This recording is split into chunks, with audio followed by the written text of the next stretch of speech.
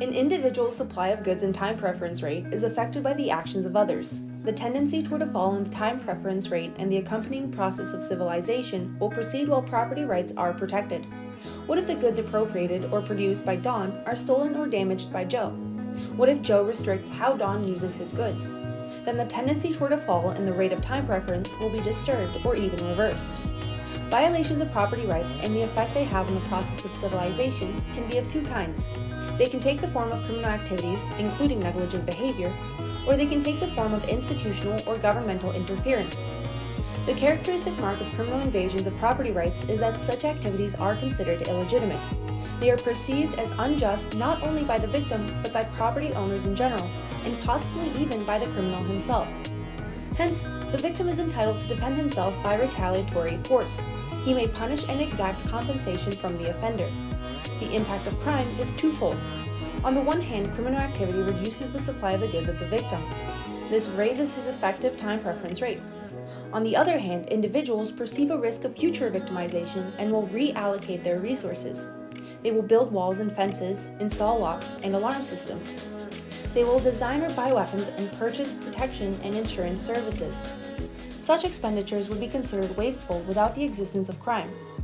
Crime, or a change in its rate, has the same effect on time preference as the occurrence or a changed frequency of natural disasters. Floods, storms, heat waves, and earthquakes also reduce their victim supplies of present goods and thus increase their effective time preference rate. And the perceived risk change of natural disasters also leads to resource reallocations and expense adjustments. Resources are used for the construction of dams, irrigation systems, dikes, shelters, or insurance. Those would be unnecessary without the natural risks. Actual and potential victims are permitted to defend, protect, and insure themselves against both social and natural disasters. Thus, the effect on time preference is temporary and unsystematic. Actual victims will save or invest a smaller amount of goods because they are poor, and the altered risk perceptions among actual and potential victims shape the direction of their future actions.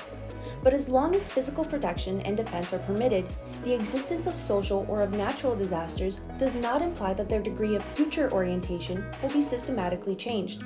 After taking account of the damage and redirecting one's activities, the tendency toward a fall in the rate of time preference and the attending process of civilization will resume on its previous path.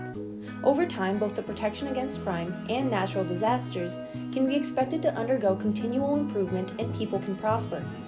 Next, we consider the effects of governments becoming the aggressors against our rights.